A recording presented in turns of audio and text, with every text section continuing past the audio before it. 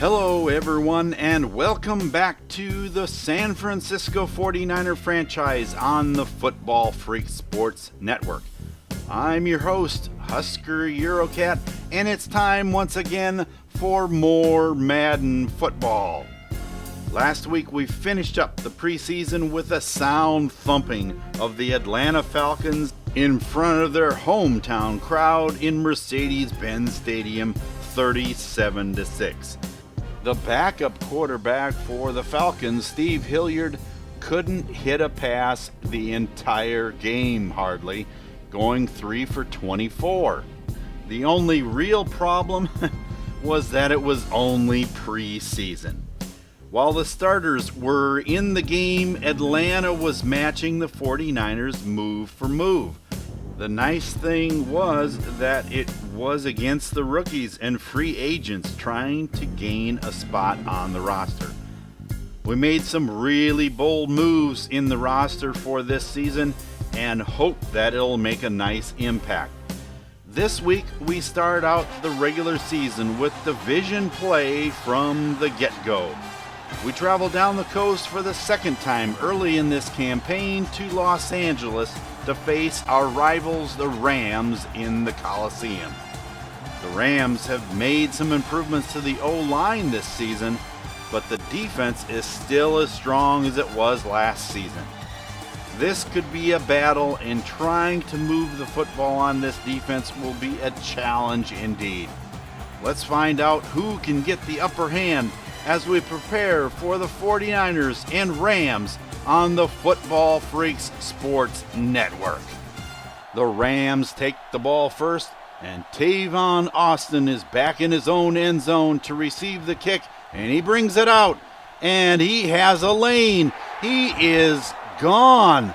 And one man to catch him, Rashard Robinson, can't do it, and it is a touchdown, Rams, to start the game. 104 yards for Tavon Austin. And the Rams strike first. 7-0 early on in this football game. 1st and 10 for the 49ers now. Garoppolo goes back to pass and completes it to George Kittle and out of bounds at the 41-yard line.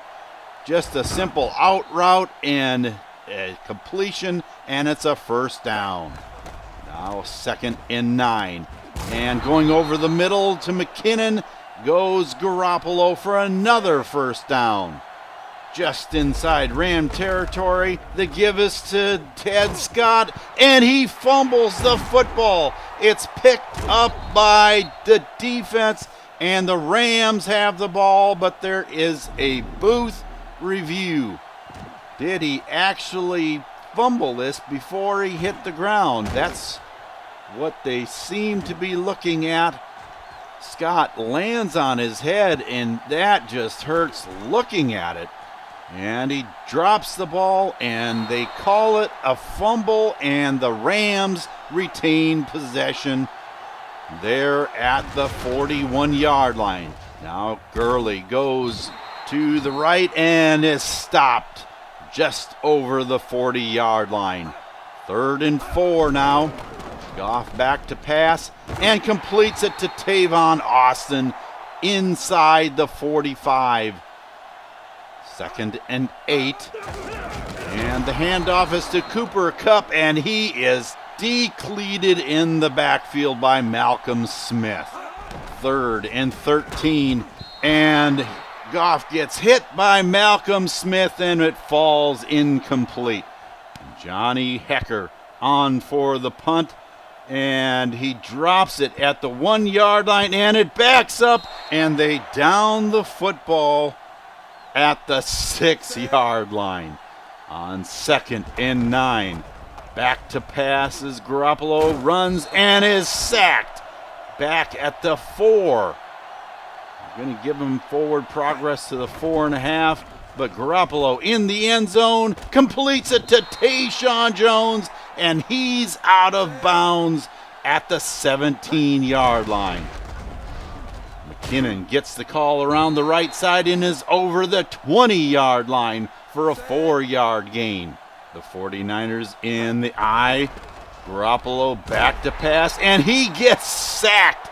Tyron Walker for the Rams gets him for a 3-yard loss.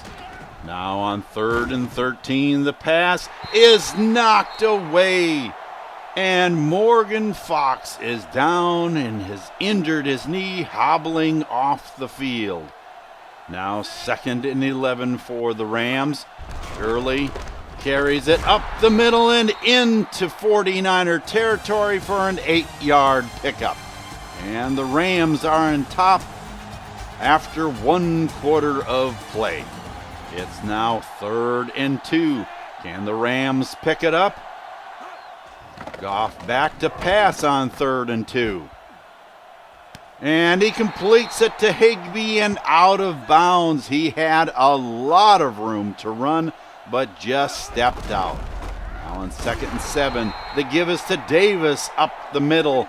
And on 3rd and 3, from just inside the 30-yard line, the give is to Davis, and Navarro Bowman gets him in the backfield.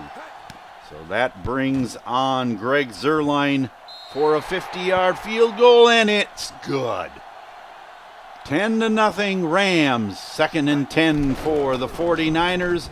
Garoppolo back to pass and gets hit as he throws, but there's pass interference on Nickel Roby-Coleman. So that gives the 49ers a fresh set of downs. From just outside the 36, McKinnon gets the ball and he goes up the middle for a 4-yard gain. 2nd and 6. All alone, Garoppolo is in the backfield and throws long and completes it to Lester Jordan at the 26-yard line. And Garoppolo alone again and completes it to Butler this time inside the 20-yard line, and Garoppolo is injured, grabbing at his chest as he walks off the field. That brings on Zach Thomas, and McKinnon takes it around the right side and inside the 10-yard line for a 1st and goal for the 49ers from the 8. And Scott goes right side again and gets into the end zone. Touchdown 49ers. And with that score, the 49ers bring it to only a field goal lead for the Rams. After a 3-and-out from the Rams, Thomas throws it completely out of bounds. And that brings us to our 2-minute warning with the score 10-7 Los Angeles. Now let's go to Eurocat Baby for an injury update. Everyone on the 49ers bench has been waiting for the other shoe to drop, not knowing what to expect from the injury to Jimmy Garoppolo. Bad news is that he suffered a bruised sternum and will be out for the rest of the game. The good news is that hopefully it'll only be for this one game. The training staff is concerned that it may be worse than it appears, so they'll keep him out for the remainder of the game. Now on the other side of the field, left end Morgan Fox for the Rams suffered a bruised knee and has already returned to the game. He was on the sideline right after the injury, hobbling around, and has refused to let a minor injury stop him from being on the field. Thank you for that, and I love that competitive spirit from Morgan Fox. Now on 3rd and 10, the 49ers out of the shotgun formation. Thomas goes back to pass, and it's intercepted. Kayvon Webster just jumped that route perfectly and intended for Tayshaun Jones. It's going back the other way. So from just outside the 35-yard line, Gurley gets the ball, and he is corralled by Reuben Foster in the backfield for a 5-yard loss. Goff throws complete to Carrier at the 25-yard line. 3rd and 12 now for the Rams. Back to pass again, and Malcolm Smith gets the sack. And that brings on Johnny Hecker again to try and pin the 49ers deep. And he lets it bounce at the 9, and it's out of bounds at the 6. This game is definitely being played on the 49ers side of the field. And McKinnon is dropped in the backfield for a 3-yard loss. Now he goes right side and is out past the 5-yard line. So now on 3rd and 8. Can the first down be picked up? And Jones goes wide left and doesn't get the first down. Just short. So on 2nd and 10, the Rams pass out of bounds, intended for Todd Gurley. So on 3rd and 10, the 49ers showing blitz, and C.O. Moore gets to Goff as he releases the football.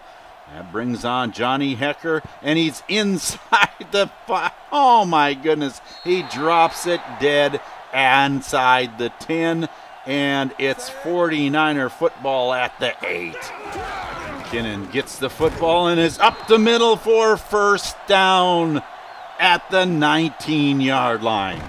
Thomas alone in the backfield now and throws an interception to Connor Barwin, and he's back to the 30-yard line. And Zach Thomas just isn't having any kind of success. That's his 2nd interception since he took over. With 16 seconds left to go and the ball on the 30-yard line, it's intercepted by Jimmy Ward, and going back the other way. Ward was just playing center field on that one and caught it with ease. Now from just outside their own 31, Thomas takes the snap and throws long, and it's complete to Lester Jordan at the 25, but there's no time on the clock and no timeouts, and the score is 10-7 Rams at halftime. I just have to say that if it weren't for the kick return of Tavon Austin, the 49ers would be in the lead here at the half. The defense has done an outstanding job and have only let the Rams have 33 yards of offense. Only 9 of that has been on the ground, so they seem to be shutting down Todd Gurley and this Ram rushing attack. Can we expect more of the same for the second half? Welcome back, everyone. The second half is about to get started here in the Coliseum, and for some thoughts from the sideline, let's go down to Eurocat, baby. Husker coach Shanahan has a lot of confidence in second-year quarterback Zach Thomas, even though he hasn't had a very good game since taking over the reins midway through the second quarter. He's hoping that Zach is just having some first-game jitters and will make a positive contribution in the second half. He's very pleased with the play of his defense, though. He said that anytime you hold the opposing offense under 50 yards in the first half, you know they're doing their job well. Coach McVay is obviously concerned with the lack of performance by the offense in the first half. He said they're not handling their assignments very well, and they just need to focus a lot better in the second half. Winning some battles up front will definitely help the cause, he said, because they're not winning them now. Thanks for that, Eurocat, baby, and I agree that the Rams just don't seem to be focused on the game right now. Will that change as we get into the second half? Let's find out. The 49ers start out the second half with the football, and from the 25-yard line, the handoff is to McKinnon around the left side, and he's out past the 30-yard line. And he is injured himself, holding his chest as he walks off the field. We'll have to find out what that injury is. And Ted Scott goes up the middle for first down. Now out of the eye, Thomas throws to Bryce Butler, and he has the ball inside Ram territory, tackled just inside the 40-yard line. Now on 2nd and 8, Thomas throws again, and it's complete to Goodwin over the middle to the 22. Give this time is to McKinnon, and after bouncing around, he gets manhandled in the backfield. 3rd and 13. And can the first down be picked up? Thomas runs for it, and he drops the football. It's stripped out of his hands, and the ball is going back the other way.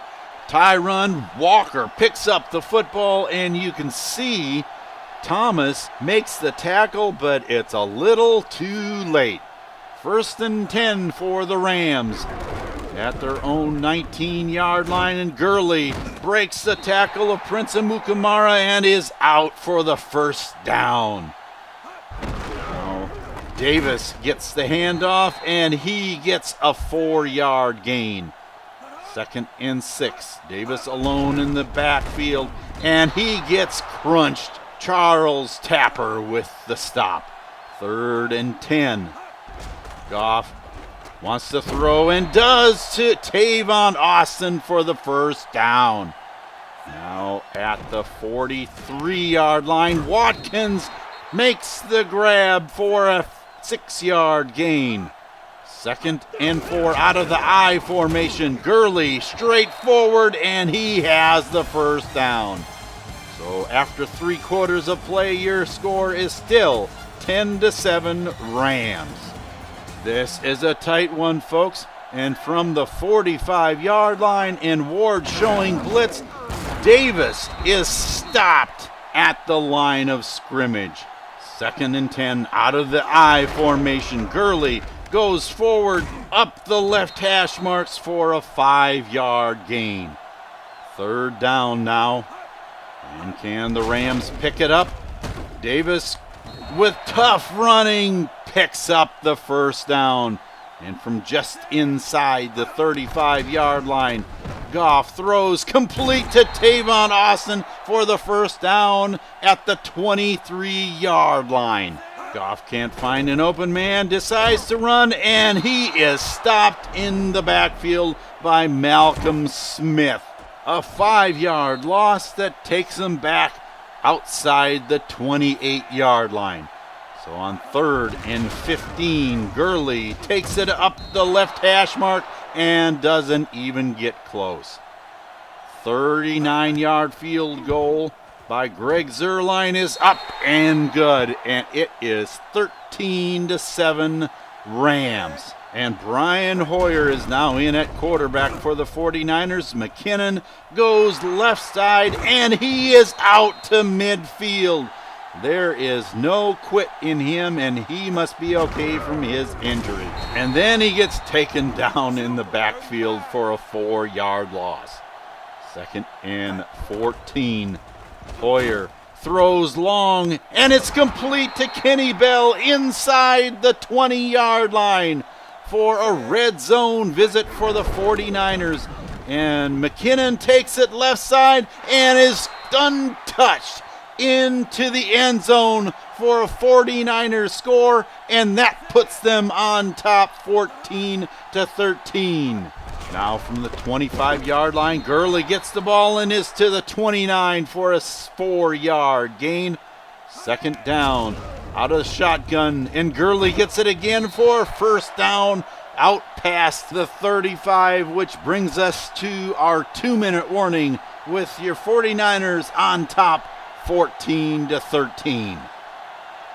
And first down with Davis alone in the backfield. Goff goes back for the pass and completes it to Sammy Watkins over the top of Malcolm Smith.